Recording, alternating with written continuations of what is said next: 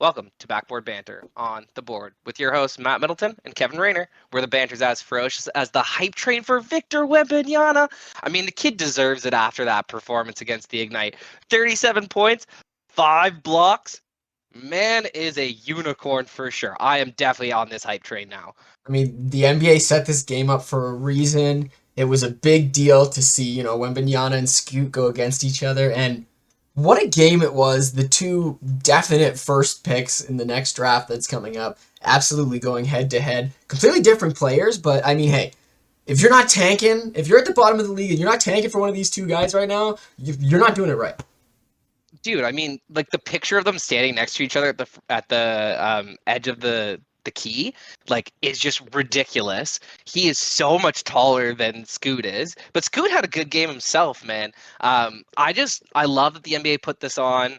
I love that the French team was able to come out in the middle of their season, Yeah, really. flew across the Atlantic, and Wembanyama didn't look like it affected him at all.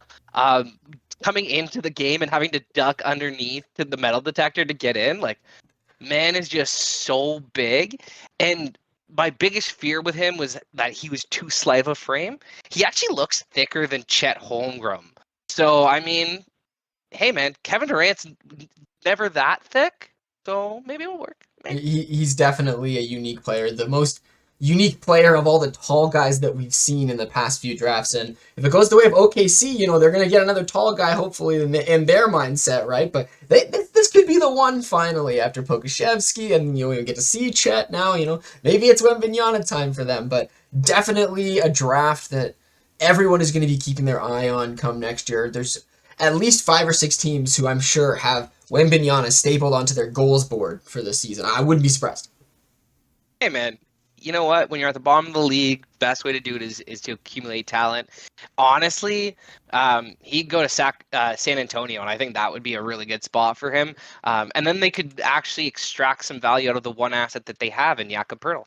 I mean, it's a thought. I mean, looking at my thoughts and predictions that we're gonna definitely get into next week before the season starts, the Spurs, not so surprisingly, but maybe surprisingly, they're at the bottom of the West on my books. So we'll get into it more next week. But that would definitely be a dream situation. Maybe Pop wouldn't retire. He'd be like, I could do 10 more years for this kid. Let's do it. The next Tim Duncan, Wembanyama. It's definitely possible. It's definitely possible. But let's talk about another tall guy. I think we've moved through this. Let's talk about Evan Mobley and his ankle injury. Kind of nice that it's only going to be a week or two and that it's happening now. We're in the preseason and it's not legit games, but ankle injuries for big men are always a scary deal, regardless of how serious or not they are. Yeah, and he kind of got hurt for a little bit last year, getting hurt at the beginning of this season. Hopefully that's not a sign of anything to come. Hopefully these are just, one-off injuries and that he completely heals himself, because the league is going to be better if Evan Mobley can reach his, peak powers. Because that man last year, like, we love Scotty. He was close to Scotty. He was right there, man. And so at the end of the day, I'm happy that it's happening at the beginning of the season, because hopefully it means that he will stay injury-free all season and get to play healthy throughout the playoffs. And if he misses the first game of the season, like, good for us, because, we don't have to play him.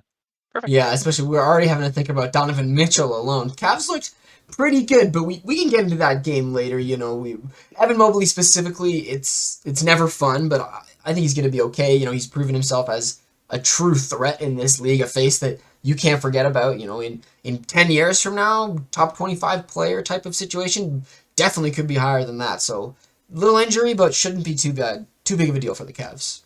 Yeah, man, and that's all you can hope for. I just hopefully it's nothing too big. I think that's the only injury, right? It's simple, right? We don't have to think about too much this week. No big deals to rush with. Do you want to talk about maybe Jordan Poole's face injury? I Because mean, apparently the news is he got popped by Draymond Green yesterday. I'm just trying to imagine what he said, how it would escalate to that point. Like, obviously, you were saying it's probably conversations to deal with the extension situation for both of them, but man, if he actually clobbered a guy in the face, Draymond, not a good look for you. We know you got some anger issues in the past. We've seen it in big highlight games, so. Bro, it kind of is who Draymond is, right? Like, I think it's more him kind of establishing the fact that he's still a a dominant figure for this team. Yeah. That he is I guess one of the three best players on the roster, and I deserve my extension. And who are you? You're a rookie. The only reason that you play well is because of us, kind of mentality. And like that is who he is, and that's why he's been so successful in the NBA, right? Like Yeah. having that mentality. So like you, when you have players like Draymond Green, you get the good and you get the bad. And like unfortunately, this was a little bad. Again, preseason, not a huge deal. Maybe they'll suspend him for a couple days of training camp. It's not an issue to me. I mean, exactly, right? But you just can't be hitting people like that, Draymond. And, while we can say that, Poole maybe doesn't have the right, he's definitely an important piece for the future of this franchise. GMs specifically are always thinking about not just now, but 10 years from now, because that's how you have to think about it if you want to have a successful sports franchise. And if Golden State wants to keep it going, Poole might be the next quote unquote face of the franchise. I don't know if it's face of the franchise, but I know that his extension is more important to the future success of that franchise. Exactly. Draymond Green showed it last year, and especially in the first few games of the finals, that he has to play at an all-time high level for him. Like he has to play at his very peak powers to Yeah. be affecting the game in a positive way. And if he's not at that level, he affects it in a negative way, and Golden State's not going to do well. The fact that he's going to be, I think, like 38 when the extension could possibly end, and he's already showing those signs of wear and tear, to me, I think that's what Golden State is like so worried about, and why they're not even considering offering him the extension early. And like they're using the thing that they always do it a year out. Mhm. It's 2 years out for Draymond, so like we're saying that we'll do it next year. I I think that they're just using this year as leverage to show him that you're not going to deserve the major contract, because in the playoffs you were coming off the bench. Golden State has a lot of decisions to make, absolutely. And Draymond, unfortunately, is on the wrong side of 30. And that kind of contract, like we're seeing it across the league, all of these guys that are on the other side of 35, potentially making 40, 50, 60 million dollars in those seasons, right? And not everybody's LeBron. Not everybody is going to age nicely into those points. And, maybe everything will work out with the league raising the salary cap and there being more money for the rest of their teams. But, like, people already complained about the Russell Westbrook salary being untradeable, the John Wall situation. Like, you think about all the things that we've seen in the past few years, and we're a couple more years away from some ridiculous salaries from old men, unfortunately to say. Like, that's just the league standard at this point. Yeah, and at the end of the day, like he might kind of deserve the money for what he's done in the past. But smart franchises, man, winning franchises that want to continue the longevity, they move off those players before they decline. Yeah. They extract as much value as they can for them, and then they move off. Because why? Like, I don't even think anybody else in the league would offer him a contract even close to his max. No. You know, And there's you not a also have single to team. you also have to think about the fact Go that, hit like, free agency. if Golden State doesn't win a championship last year and the team is not, bad, but like in the middling type of situation after the season they had previously, getting Wiseman, maybe not having the right answer, and you're looking at Draymond and you're like, are we even going to offer you an extension? We have to start the rebuild. We have to move on, and we have Wiggins. So it's like, without this championship under your belt last year, I don't think Draymond has the same type of leverage I think he thinks he has right now. So Golden State has a lot of decisions to make. It's going to get ugly for them potentially.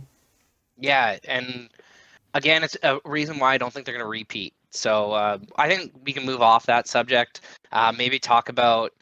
I mean, you want to talk about Ben Simmons coming back, man? He played his first game in like a year. He looked like decent. Like, he looked like not Ben Simmons maybe, yeah, exactly. He looked like the quote unquote Ben Simmons of old, but like, didn't shoot a three. I don't want to laugh about the fact that he missed his first two free throws, but like, that's the part of the course that you're expecting. But again, that's a mental battle that he's still going through, that he's admitted to, right? But a guy looked pretty good for coming off of back surgery, that's for sure.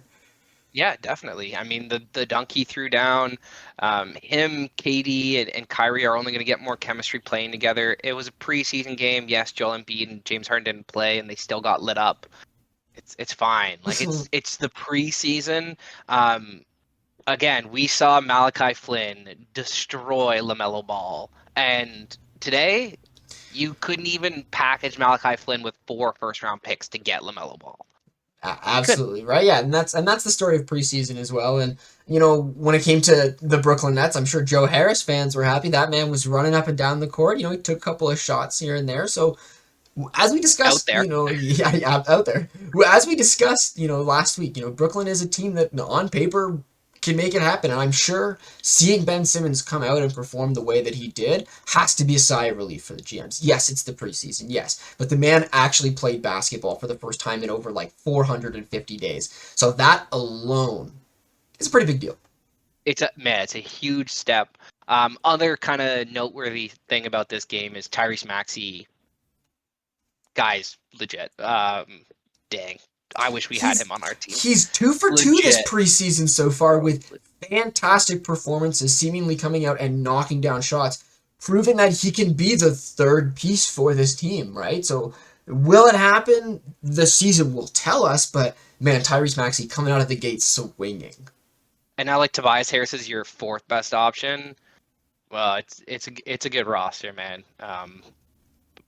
They're scary. Philly's definitely a team that is going to have a conversation this year of being the best team, especially if Embiid is going to try to go for that MVP that we know he wants to do. And the pieces are just seemingly sliding in just right. And yeah, Maxi scares me, I could flip really quickly and talk about Boston if you want. I know that's quick into talking about the Raptors games, but seeing Jaylen Brown and the way he's come out and absolutely stomped in the games that he's done, another name that I'm looking at like, man, I might have to take you in fantasy because you're looking like you're about to step up your game. Yeah, I agree that like, these performances in the preseason are great and they're, really strong performances that you want to see from your players. Like nobody wants to go and have a bad performance. Nobody wants to shoot 2 of 9 or 3 of 15. But I mean, if you're gonna do it in the preseason. Yeah, So like, there's like that momentum building, which is great, and these guys have come out with that momentum already. So we'll see where it kind of ends up, man. I don't really want to talk about Boston and the Raptors games. We can talk about the Raptors later. I kind of want to talk about the first overall pick, man, because he struggled in his game, and I think this is tying into what we talked about, like. I'm not sounding the alarm on Paolo Banchero. no. I think he started the game with the first bucket of the game, so he came out hot and then kind of struggled, in the middle parts of the game and his first time on an NBA court with NBA players. Yeah, He's getting a feel for the game. They have a lot of expectations on him and the roster around him is not great. RJ Hampton was arguably their best player in that game, which crazy. is yeah, Crazy. Yeah. right. Like when Jalen Suggs, your 5th overall draft pick, like doesn't look good. Mo Bamba looked okay.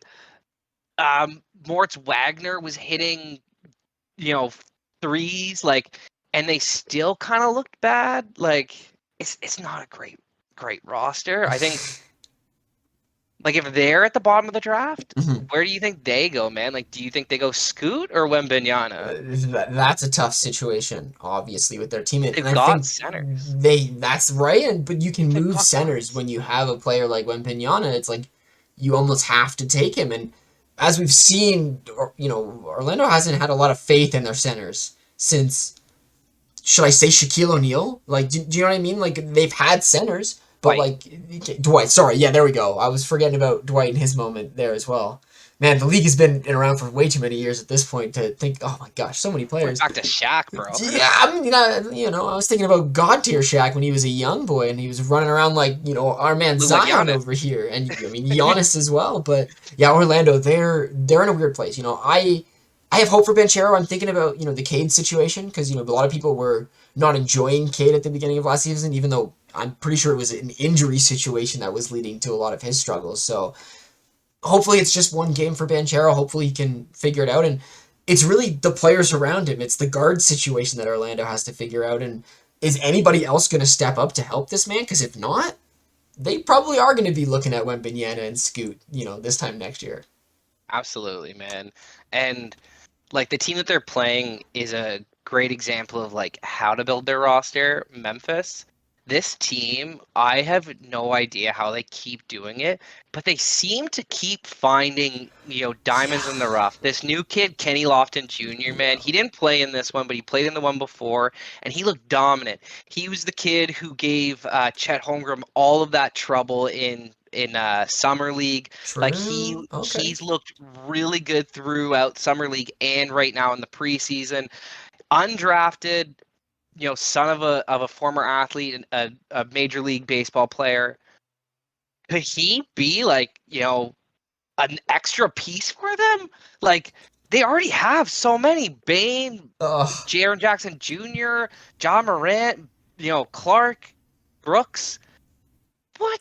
There's a lot of good coming out of Memphis right now, and Bro. I'm over here trying to figure out if I want to put the Grizzlies as the number one seed in the West this time next week. That's where I'm sitting about with this team because I look at Jenkins and what he's done. I look at Jaw and how confident he is as the leader of this team. And when you see Clark coming out and playing well, when you see this new kid seemingly out of nowhere, we know what Bane can do. We know all of these other pieces around. Like they just gave Steven Adams a 2-year, $25 million extension, I believe. And Steven Adams is a perfect, maybe not starting center, maybe not backup center, but he does exactly what Memphis needs in a lot of different Rotational piece. situations. Exactly. So Memphis is scary, man. They're such a young team and they are here to stay. And I'm so glad that I jumped on this bandwagon a few years ago because, like, they're not going anywhere. That's for sure. No, man. They definitely have the best young core in the NBA. They have the makings of a title contender for sure. So I just wanted to bring that up because we love talking about Memphis, and I'll take any chance I get to talk about John Morant. That guy, the steal and then the throwdown, he's too nice, man.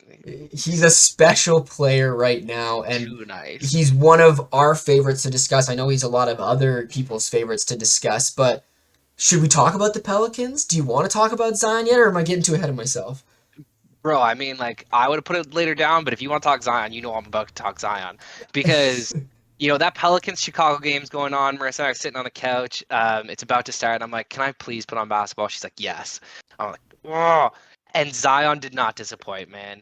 That chase down block in the first quarter of Patrick Williams, yes, it was called the goaltending. No, that was a block. If you watch the replay, it was a block. And then the little hezzy fake into, he's just so explosive. He moves around like a little fairy. He's so fast. And yet he's a 280-pound man. And he explodes at the rim. It just convinced me, man, like MVP season incoming. Like, if he is not in the top 3 of MVP voting, count me as somebody who's going to be shocked. I mean, I can sit with you there. He looked good. The team looks good. The Pelicans somehow are what 2, 3 years removed from Anthony Davis going bye bye. I think we're 3 years removed now at this point, Yeah, 4. and they're seemingly a playoff team with a potential superstar and great rotational pieces around him. Like hats off to the Pelicans at Oh, this point. They've done such a good job. And to think that even, the first year into the Zion build, everyone was worried about what would happen. Everyone was like, oh my God, Zion's leaving. There's no way he's going to stay here.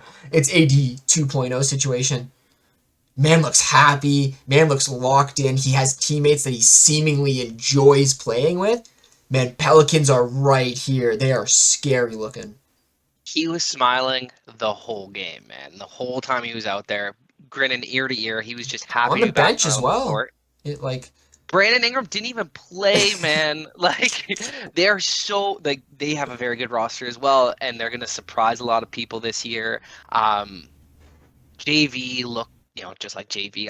I love watching JV. It makes me miss him so much because we could use a talent like that on our squad. absolutely. The man is just so fundamentally sound. Like he knows exactly what he needs to do. But this Pelicans team, man, they are just going to be scary.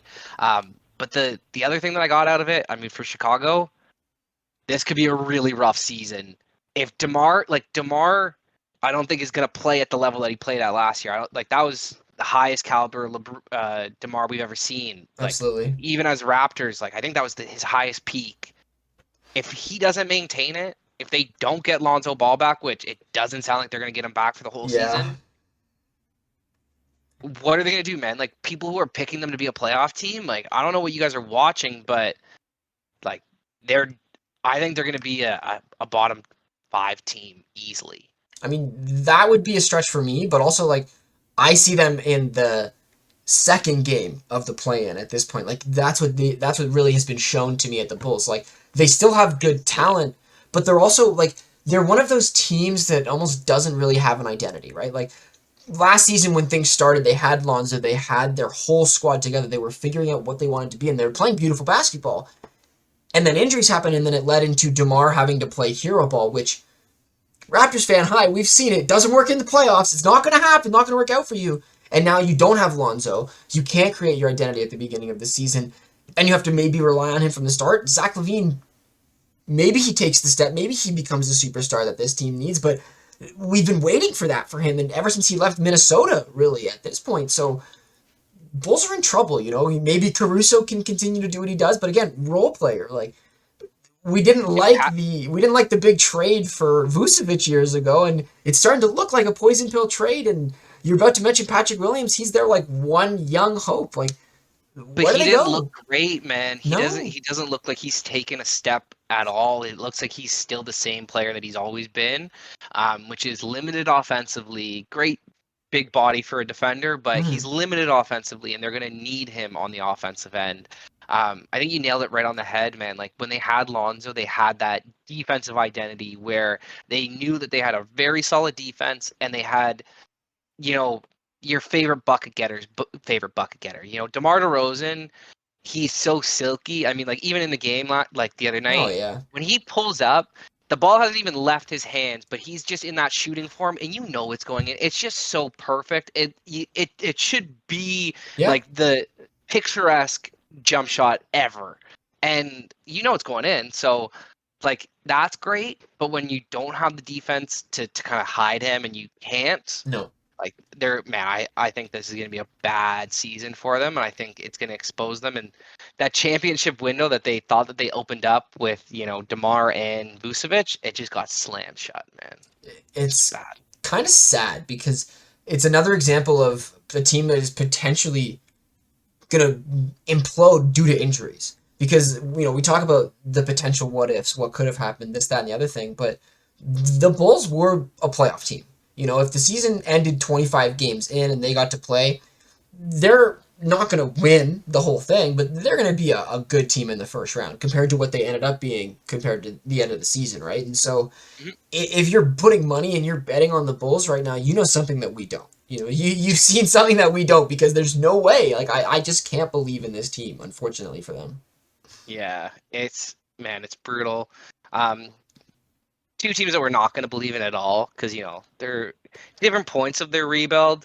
You, like we said, San Antonio probably going to be a bottom of the league. Wembanyama, Scoot, they gotta accumulate talent, man. Because Absolutely. watching their game against Houston, like Houston destroyed them because they have talent like Trey Eason, Jabari Smith Jr. They have Jalen Green. They have Eric Gordon. Like they have talent. And then you look at San Antonio, and Keldon Johnson didn't play. Yeah. And Jakob Poeltl is literally the only guy who's an NBA player on that team, like a rotational player for every team in the NBA. Like he's the only guy on that roster that can do it. And so it was pathetic to watch, man. And Jabari Smith Jr., that jumper is as advertised. It is so silky. He's so big too, like at 6'10". Yeah. The way he pulls up too, it's pure, and 5 of 8, man, and it looked so repeatable. Like I know when I mentioned it to you earlier this week, you were like, "Oh, Zion started 3 of 4, or 2 of 3, or whatever in his debut game." Zion's shot doesn't look like this, Oh no. okay? It does not look repeatable like Jabari's does. So if I'm a Rockets fan, I'm really happy about the way Smith looks. I'm really happy with our second pick, Yeah. Trey Eason. He looked phenomenal. What I'm worried about, and like hoping that it's just the preseason, is Jalen Green, man, because for the way that he ended last season, he looked like he started last season today, and that's He's regression. You don't want that. he's in a tough spot because like I mean I still believe in the guy. You know he was my rookie of the year pick. You know this time last year, and I still think he 100%. has the potential to be a knockdown shooter in the league, to be a Donovan Mitchell, to be a Bradley Beal, right? But Jabari Smith is the answer for them right now. It's where you don't have to feel so bad about the situation that he's in because you look at how nice he is. Because man, I went and I watched those shots because I had to be confident. You nailed it on the money there. I was over here just trying to temper expectations with that Zion comment for you, No. but silky smooth, my friend, silky. And quick, like Yeah, catch and release, like in a second. The pull up was nice. Like he's got it, man. He wasn't great from the 2 point land. Like, um, I think he was like 2 of 7 or something for 2 points. But hey, man, he'll figure that out. The 3 point shot is where the game is, and a 6'10" power forward who can shoot like that, like that's a you're unlocking some unfair advantages with that. Rockets are definitely trying to figure it out. Will they be in the playoff race, in the play-in race? That's hard to say when you think about how many good teams there are in the league right now. You know, we went through years of Golden State versus LeBron. We knew that was going to be the future, and then I think a couple years ago we were like, is the league kind of is there parity now? Are we starting to see a little bit more balance? And I think with the surgence of young talent that has come out and started to both take over teams and be really strong pieces, like there's parity, man. Like I definitely think that there's going to be a lot of people that are going to think this team, that team, the other team is going to potentially win this year. No, I'm pretty happy as a fan to see that. Yeah, man. And honestly, that guy, I think his name's Alsprin Sengun. Alpern, Alprin? Alpern, maybe. Sure. Sengun, he looked good too, man. Like Yeah, they've got now if he's their center, Jabari Smith is their power forward. They've got Green at the two and maybe Eason, they got the backcourt. yeah, Like it's gonna be a formidable starting lineup in the future, if they can all reach their peaks. So Houston actually is doing a great job with the rebuild, which I was quite shocked about. In pretty quick turnaround. I think 2 years really of being kind of bad and yeah. Really. like they should I could see them fighting for a play-in spot just because I think the West, the middle is so mushy. Like, like the Lakers. I think Phoenix is going to be in the middle this year. OKC, San Antonio, Portland. Like, there are too many teams that are too mushy that I think they'll get some fight. That's the situation. There's a lot of middling teams, and I mean, if you're ready to move along, do we want to talk about the Suns and why we are a little bit disappointed in them and how everything just keeps piling on in the wrong direction for this team? Well, dude, I mean, like, if you want, we could talk about the fact that they lost to the Adelaide 36ers. That one's not great. First time a non-American team has won a preseason game in the United States in 7 years. Yikes. Yeah, big deal. Um, So yeah, and like they just beat the Lakers last night, and the Lakers did not look good against the Kings. I don't think Phoenix has it this year, man. I said it before. Chris Paul's the key to their winning. Chris Paul is now out of any kind of prime of affecting winning, yeah, and it's over at this point. Like Devin Booker post that LeBron meme, but you ain't LeBron, man. he's in a weird situation too because like I think he's looking around him and seeing the crumbling of the franchise starting to happen, and to think that pre NBA bubble he was in that, living it year after year after year of not being good enough, and then Phoenix has had this spark of hope, and you're Too thinking all is weird. going to be good, and DeAndre Ayton looks completely checked out, completely done. He's just praying for a January trade at this point in time, and this team comes out like 6-15. I'm not going to be surprised because I see so many issues. I see so many heads butting, and do they have the talent as a roster to win games? Absolutely, absolutely. But as we've seen against a team like the 36ers, who are a squad, who know each other's talents, are going to work together and also somehow have like an amazing shooting night going 24 for 30 or something. Yeah, 24 for 43. Like things are going to happen. And Phoenix, I don't think, is going to do well with the mental game of the season. To go from being so low to being on the top to now being potentially middling again, like that's not going to do well for them, I don't think. And Chris Paul, as the floor leader, as you're mentioning, is getting older. So he has to have the conversational impact, the leader impact. And DeAndre isn't listening, and everyone else, I think, is going to have to think about that poison as well. So it's not good for Phoenix. Dude, it's really not good for Phoenix, and I just feel really bad for them, man. It is what it is, though. We can move off of them, though. I'd Yeah. much prefer to talk about a team that you actually were really high on at the end of the season. You thought that they did a really Oh yeah. smart thing in the offseason with their signings, trying to build around De'Aaron Fox and Sabonis, and it showed with their pick too, man. Instead of going after Jaden Ivey, who everybody had ahead of Keegan Murray, everybody and their mother. They went with the guy who was known to manipulate defenders, is a great off-ball mover, and Keegan Murray, man, showed it in that game. Like, he can just spring loose, and then he's a good catch and pop kind of guy. I think they got the perfect rookie for this type of system, the type of team that they want to be. Um, Having De'Aaron Fox and Sabonis, you didn't need to swing for that all-time superstar at Mhm. 4, and I think they nailed it. You know, getting an all-star caliber player like that, I think they've got it. I'm a very happy NBA fan this week watching this team come Called it. together and do exactly what I wanted and hoped they would do because Yeah. it just makes so much sense. De'Aaron Fox is a great player. We've seen his explosiveness, we've seen the talent out of him. And all you needed was a pick and roll, beautiful big man beside him to do what he needs because that's how the NBA plays. Honestly, let's be honest. Pick and roll. 60% of the teams in the NBA play a high pick and roll with a point guard and a big, and they're just looking for your shooters on the outside. And 60, bro, 80. I'm trying to be generous over here, but you're Yeah, not no. wrong at this point in time. Like that is the staple, and we know De'Aaron Fox can fit into that role perfectly. And Keegan Murray looks great. Malik Monk is another shooter. Sacramento has put together a roster that is ready to compete and play NBA basketball in the way that is the most efficient and the best right now. And so I'm super excited, man. I'm ecstatic to see this team come together, and I can't wait for the rest of the season. Yeah, and again, you know, it's preseason, so we're high on everybody. Absolutely. Everybody can do no wrong, and if they do no wrong, it's way too early. It's preseason. You don't get worried about it. Like LeBron going 0 of 7, I think, in that game. Like, Yeah. come on, guys. LeBron 80, looking really good. I think he had 11 points, 11 rebounds in like 15 minutes or something of game action. Like, that is more important for Lakers fans than seeing LeBron go 0 of 7. I get it. It's year 20. He may be washed, or it's LeBron, and we just don't care. You know, like, One day LeBron is not going to be in the league anymore, and I wouldn't be don't surprised even if he talk about it, goes bro. out as a top 15 player in the league in his final season. That's just the type of talent that he has. But this Lakers Well, squad, it's more important for the other players to come together. man, I mean, we could talk about the Detroit Knicks game.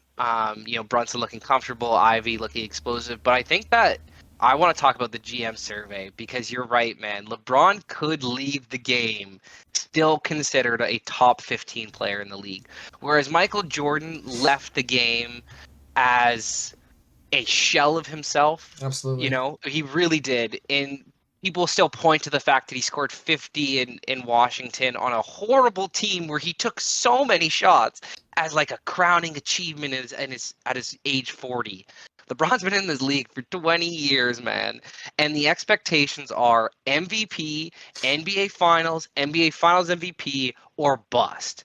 He is still considered the third best small forward and the second best power forward that this league has to see. Yep. He's considered the best basketball IQ mind still in the sport. Like, GMs recognize this, and the average fan and the average media member rips him apart because he's not Michael Jordan. Like, guys, appreciate this man.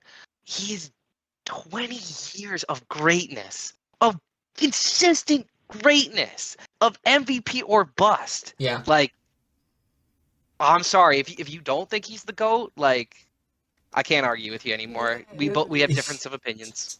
And this is also the struggle of greatness in general when it comes to, especially the NBA, which is such a pedestal for greatness in the way that players are held. And to see a guy like LeBron do what he does. Now, there's always going to be a rebuttal, right? Modern medicine, the team built around him. You know, he jumps to a team that's good, blah, blah, blah. Doesn't matter. Focus on the good because 15 years from now, like all of the, MJ stands, all of the Kobe stands, all of the Larry Bird stands, all they're going to think about and all we're going to think about is, man, we miss this guy. We wish they were still playing in the league. So enjoy it as it is. But it's pretty crazy to see a guy at the age that he is still be considered, as high a tier as he is. It's pretty awesome. He's top 5 player, man, and it's inarguable. Like, okay, you want to give Steph Curry, sure. If you want to go with Giannis, sure. If you want to go with Nikola Jokic, sure. But after that, man, I will argue you on whoever else you want to put in that top five over him. Like easy money, LeBron James, and the GMs know, man. Like they're not. I was gonna say they're not dumb, but like then I think about what they did with that coaching situation, and this is why we wanted to talk about the survey in the first place. Do the NBA GMs know what they're voting for and how it works? Because to not have Nick Nurse as a top five coach was pretty ridiculous with the rest of their answers. He gets forgotten, much like the Raptors always get ignored. But yet, as I know you're freaking out and saying, they still voted him in other places. It's wild. He was the second most voted coach for best defensive scheme, and he was the third most voted coach for offense. Okay. So, I mean, he wasn't voted in the top five for motivational factor, which, whatever, we could argue about that. How much motivation a single coach brings to an individual player, like how they measure that and who knows how good anybody is at it. Hey, whatever. But when the two most important things are scheme for a coach and offensive defensive scheme, and he's in the top three in both, Yeah. he's got to be a top five coach in the NBA. And Like having Budenholzer ahead of him? I mean, Come everyone knows on! our feelings towards Budenholzer, but like, I would even say that Nurse has, an aggressive effect on all of his players because all of the players on the Raptors know if you're not playing defense, you don't get minutes. Like, Motivation! anyone who actually pays attention to the team knows, but this is also the life of a Canadian sports team in an American sports league. It's what we always deal with. It's why we've accepted the fact that Siakam isn't getting respected as much as he is. It's why Scotty had to fight so hard for Rookie of the Year, considering that everyone was saying all year long, oh, it should go to Mobley, oh, it should go to Cade regardless. But we saw what we saw as Raptors fans. We got to witness it, and the GMs, man, they do what they do. Some of them are gonna have great thoughts here and there. They obviously know what they're doing. They're great at their jobs. But also, there are better GMs and there are worse GMs, and they're not always gonna be right about everything. Dude, and like there are good articles and there are bad articles. I saw a top 25, under 25 in the NBA that had Herb Jones at 25, which is like decent. Reasonable. He's 24 years old. He's a rookie, and this is his second year. He's 24, and they left guys like Gary Trent Jr. off the list, Precious Achua off the list, who Precious had the exact same amount of points as him in less minutes, had more rebounds than him in less minutes, and was just as efficient and a more efficient three-point shooter. And is younger. It has been in the league longer. Like, And don't even get me started, man. everyone here, what you're witnessing is the point of sports articles is to get people upset, get them talking about stuff, get them rioting up and railed up. Yeah, but that's how it's going to be, right? We've accepted the fact that there's always going to be insights here and there that are going to be wrong, that are going to be right, and you have to accept that some people are gonna, spurn LeBron. Some people are gonna write good things about LeBron. You think about the struggle that Luka goes through with, oh, he's overweight, oh, he can't do it. I'm sorry, but the last time you talked about 7 years ago, a team losing, 6 years ago, Real Madrid beat OKC on their home floor. There was a young Luka who led that team to victory. So I mean, I'm just gonna disappear over here because that's just the world, man. There's always gonna be opinions in the wrong way. Yeah, I mean, like people like Luka was a top 5 point guard, top 5 shooting guard, top 5 small forward in this league. Like the fact that he's in 3 positional categories, that he can do all 3. Yeah, people need to be accurate, but they want to stir up a crowd, like you said, so they're inaccurate to make people jump. The famous Colin Cowherd quote, if you're not going to be good at your job, at least be interesting. And he's taken that all the way to the bank, man. The guy's a millionaire. Like, he owns his podcast network. Absolutely. Like, some of the time, some of the stuff he says contradicts literally what he had just said earlier. And he's not very accurate on predictions. The man thought the Denver Broncos were going to be the best team in the NFL, and they might be the bottom 10 of the league, like bottom third for sure. So Or Russell. whatever.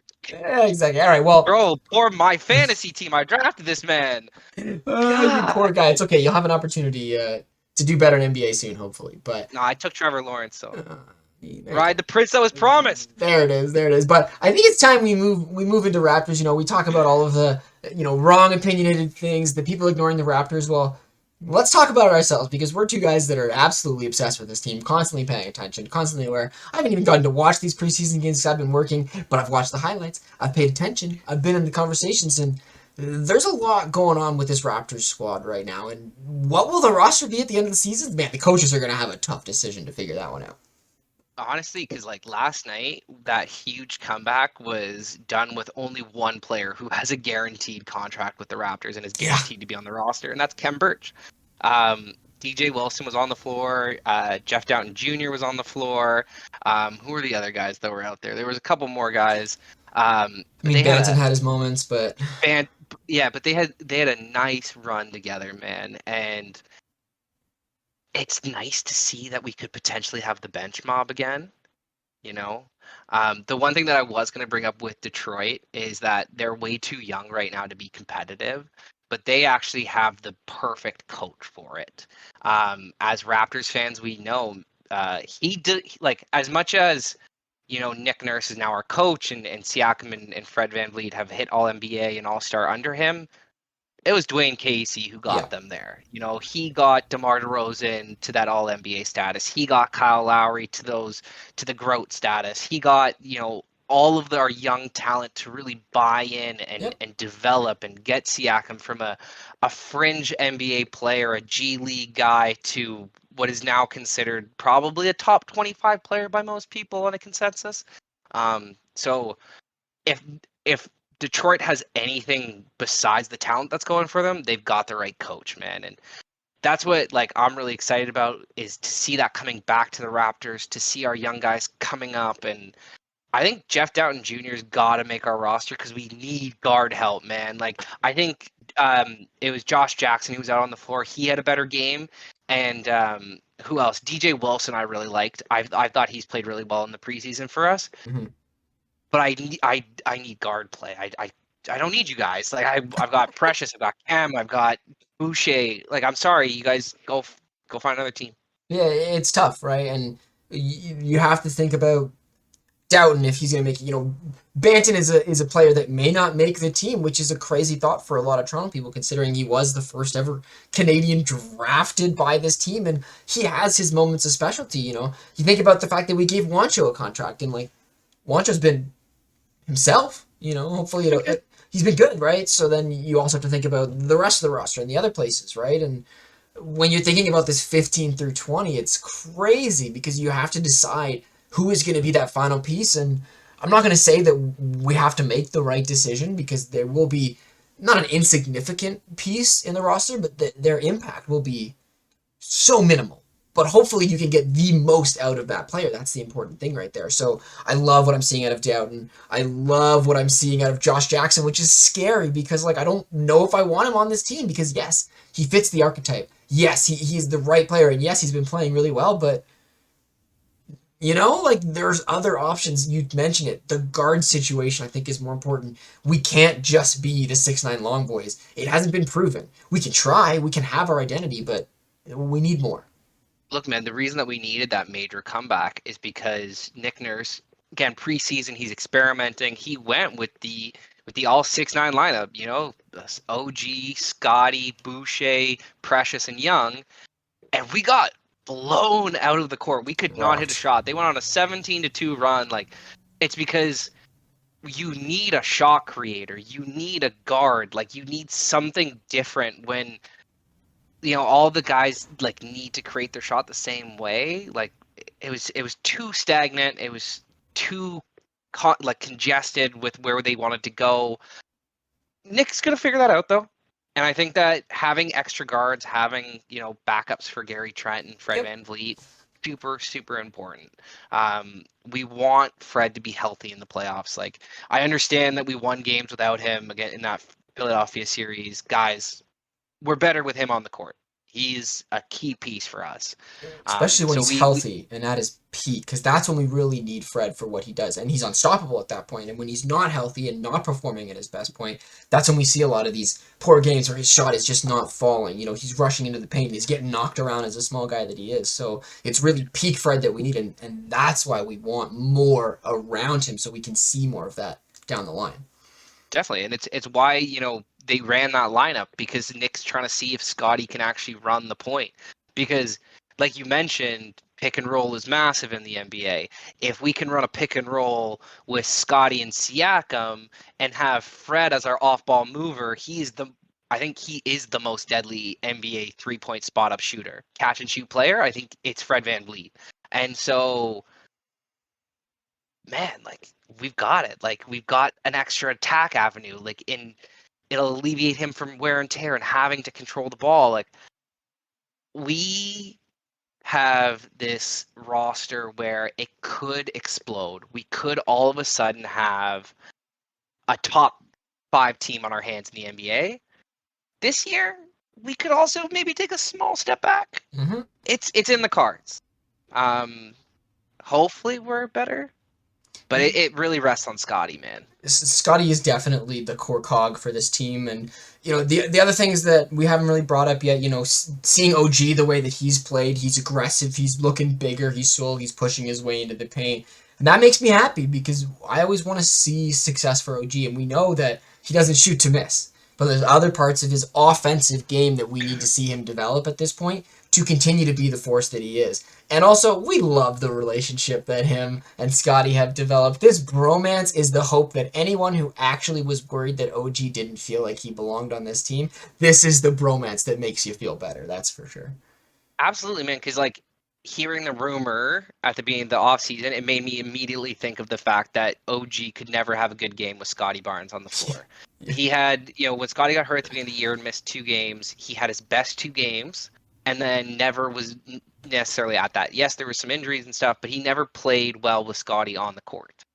But to have them both be such close friends and hopefully push each other, it's just amazing, man. And I was reading an Eric Corrine article. Shout out to that guy because he's an awesome writer for The Athletic.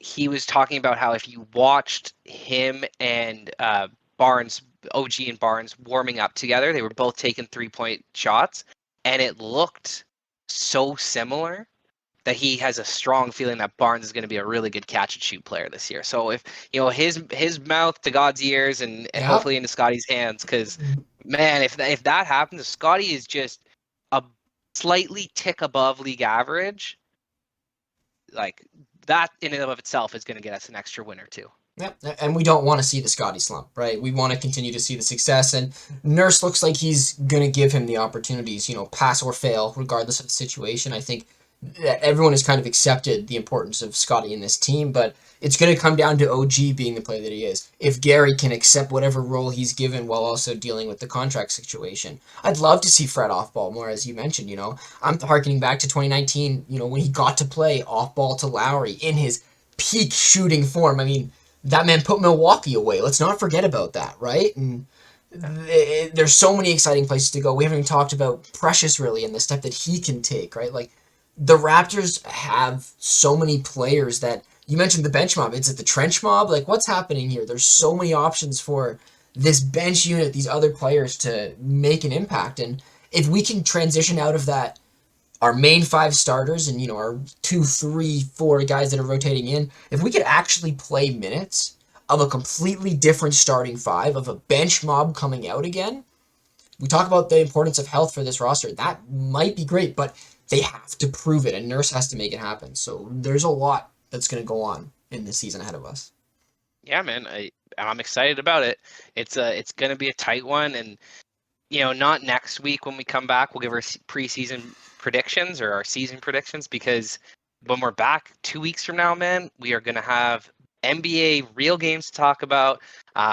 And I couldn't be more excited for it. Nah, I'm super pumped, man. We're getting to that time of the season where everybody's been waiting for. We've got a couple of games left, a couple of preseason games for Nurse to experiment around, and then it's lock-in time for the Cavaliers 2 weeks from now.